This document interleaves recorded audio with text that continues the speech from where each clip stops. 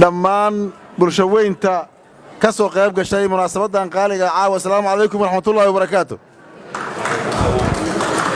salaanka bacdi waa habeen runtii ku weyn gayiga Soomaaliya.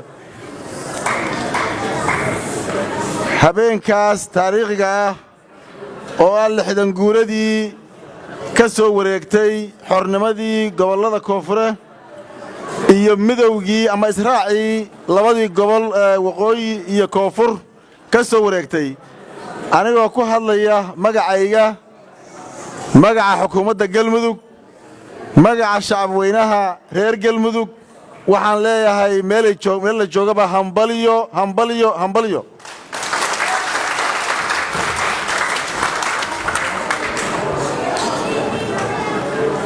runtii waa habeen qof kasta oo Soomaaliya meel uu joogaba ku leh xasuus gaar ah ka turjumaya sharafteena iyo karaamadeenna haddaan nahay Soomaali.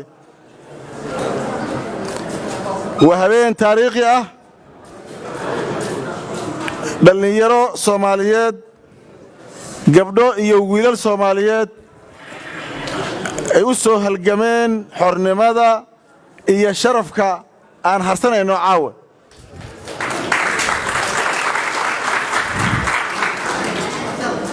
waxaan leenahay intii u soo halgantay, intii dhimatay, Allah u naxariisto. waa u dhinteen, waa u dhaawacmeen, waa loo xiray, waa loo dhibay. intaas intii ka dhimatay Ilaahay naxariistiisaan u baryaynaa.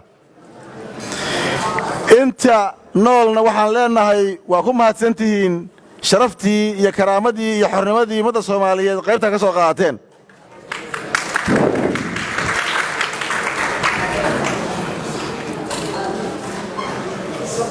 waxay tahay sababta habeenkan loogu soo celceliyo inay ummadda Soomaaliyeed kala dhaxasho taariikhda dahabka ah ee soo martay ama ay ku heleen sharaftooda iyo karaamadooda, oo jiilalku kala dhaxlaan oo ay la socdaan taariikhdooda iyo xornimadooda iyo qiimaha ay leedahay.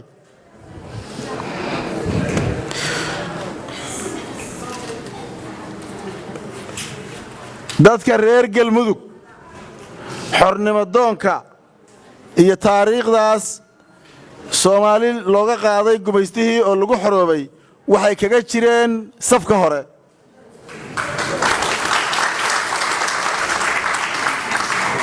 waxaana reer Galmudug ka soo jeeda geesiyaal taariikh aan duugoobayn ku leh Soomaaliya oo aan qof Soomaali ilaawo karima ka soo jeeda.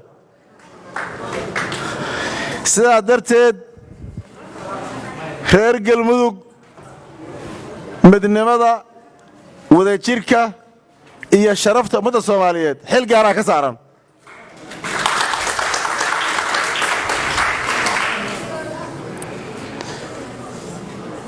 waxaan rabnaa inuu xilkaasi ka muuqdo, waaba ka muuqdaaye. anigoo uga faa'iidaysanaya fursaddan, dadka reer Galmudug sida ay ummadda Soomaaliyeed midnimadeeda iyo sharafkeedu u dhowran yahay ama ay tahay in loo ilaaliyo, horta iyagaa muujiyey oo midnimadooda iyo wadajirkooda reer Galmudug muujiyey. iyadoo marar badan la isweydiinayo Galmudug waxaa ka jira wax unsi ka yihiin oo kala qaybsanaan baa ka jirta. dhinac walba Galmudug waa ka madowday.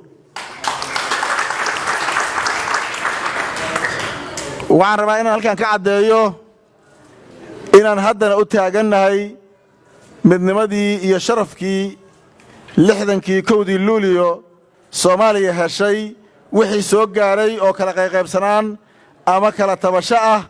haddaan nahay reer Galmudug waxaan ka qaadanaynaa qayb libaax. sidaan shalayba xornimada iyo sharafta ummadda Soomaaliyeed ugu horreynay, haddana waxaan ugu hormaraynaa annagoo teenna xallisanay inaan tan kalena u hormarno insha Allah. sidoo kale waxaan rabnaa inaan ugu hormarno ummadda Soomaaliyeed iska xoreynta cadowga argagixisada ummadda Soomaaliyeed ku salladan kuwa ugu horeeya ee iska foojiyaan noqono anagu Soomaalina aan tusaale ugu noqono sidaan tusaaleba u ahaa jirnay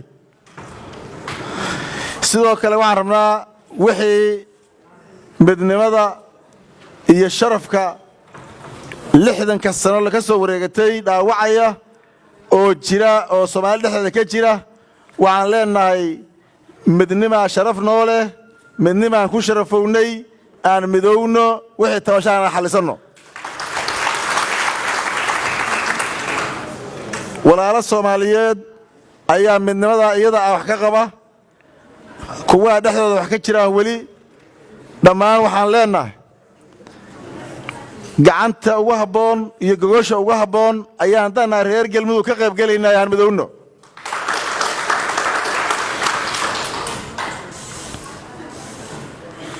reer Galmudugna waa ku celinayaa waxaan leeyahay kaalintiinii hormuudnimo kaalintiinii firfircooneed kaalintiinii Soomaali dhexdeeda ka tilmaanaydeen midnimada iyo wadajirka iyo isu soo noqoshada iyo dhamaynta khilaafaadka jira oo dhan hormuud u noqda insha Allah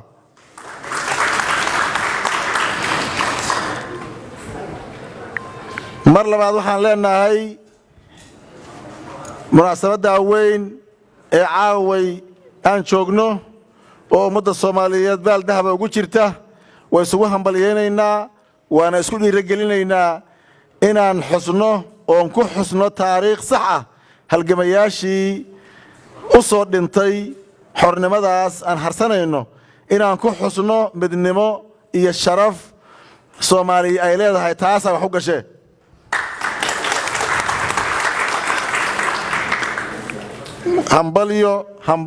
hambalyan leenahay habeenka weyn reer Galmudugna waxaan leenahay u horeeya hawlihii iyo taariikhdii lama ilaawaanka ahayd habeenkan ku fadhiyo insha Allah salaamu calaykum wa rahmatullaahi wa barakaatuh